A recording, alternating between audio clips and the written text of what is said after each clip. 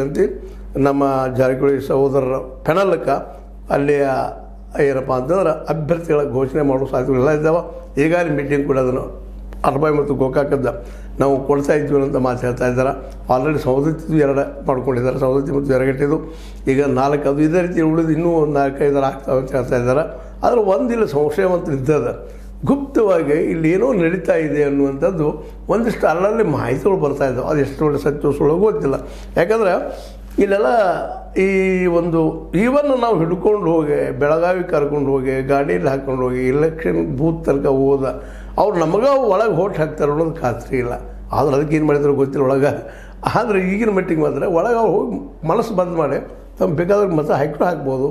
ಅದು ಹಾಕಿದ್ರೆ ಭಾಳ ಉತ್ತಮವಾದ ಕೆಲಸ. ಬಟ್ ಅದು ಎಷ್ಟು ಮಟ್ಟಿಗೆ ಯಶಸ್ವಿ ಆಗ್ತಿದ್ದು ಗೊತ್ತಿಲ್ಲ. ಯಾಕಂದ್ರೆ ಸರ್ ಪ್ರೆಷರೈಸ್ ಇರ್ತದೆ, ದೇವರ ಆಣಿ ಮನುಷ್ಯ ತನ್ನ ನಂಬಿಕೆಗಳಿರ್ತಾವೆ, ಅವುಗಳ ಮೂಲಕ ಆನೆ ಕಿರಿಗಳ ಮೂಲಕ ಮನಸ್ಸನ್ನು ತಮ್ಮ ಕೈಯಲ್ಲಿ ತೆಗೆದುಕೊಂಡು ಗೆಲ್ಲುವ ಪ್ರಯತ್ನವನ್ನು ಎಲ್ಲರೂ ಮಾಡ್ತಾಯಿದ್ದಾರೆ. ಇದು ಏನಪ್ಪ ಅಂತಂದ್ರೆ ರೈತರ ಅದರಲ್ಲೂ ಸಹಕಾರಿಗಳ ಹಕ್ಕನ್ನು ನಮ್ಗೆ ಯಾರು ಬೇಕೋ ಅವ್ರನ್ನ ಆಯ್ಕೆ ಮಾಡುವಂಥ ಹಕ್ಕನ್ನು ಕಸ್ಕೊಂಡಂಗೆ ಆಗ್ತದೆ.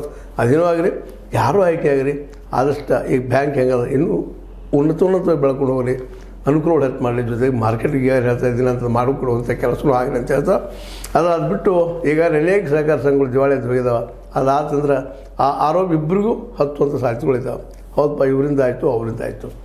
ಆದರೆ ಈಗ ಮಾತ್ರ ನಾವು ಒಳ್ಳೇದು ಮಾಡ್ತೀವಿ, ನೀವು ಒಳ್ಳೇದು ಮಾಡ್ತೀರಿ, ನೀವು ನಮಗೆ ಓಟ್ ಹಾಕಿರಿ, ನೀವು ನಮಗೆ ಓಟ್ ಹಾಕಿರಿ. ಇದು ನಡೆದದ ಅದು ಒತ್ತಡದಿಂದ ಅನ್ನೋದು ಈಗ ಸ್ಪಷ್ಟ ಆಗ್ಯದ. ಇದಕ್ಕೆ ಸರ್ಕಾರ ಏನು ಹೇಳ್ತದೆ ನೋಡೋಣ.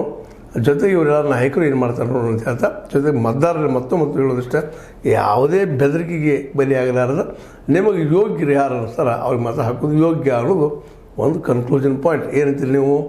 ಇದು ನೀವು ಲೈಕ್ ಆಗಿರ್ಬೋದು, ಲೈಕ್ ಮಾಡಿ ಶೇರ್ ಮಾಡಿ ಕಮೆಂಟ್ ಮಾಡಿ, ಜೊತೆಗೆ ಸಬ್ಸ್ಕ್ರೈಬ್ ಆಗೋದನ್ನು ನಿಲ್ಲಿಸ್ಬೇಡ್ರಿ. H60 ನ್ಯೂಸ್ ಅರ್ಥ ಸತ್ಯದ ಕೈ ಕನ್ನಡಿ ವಂದನೆಗಳು.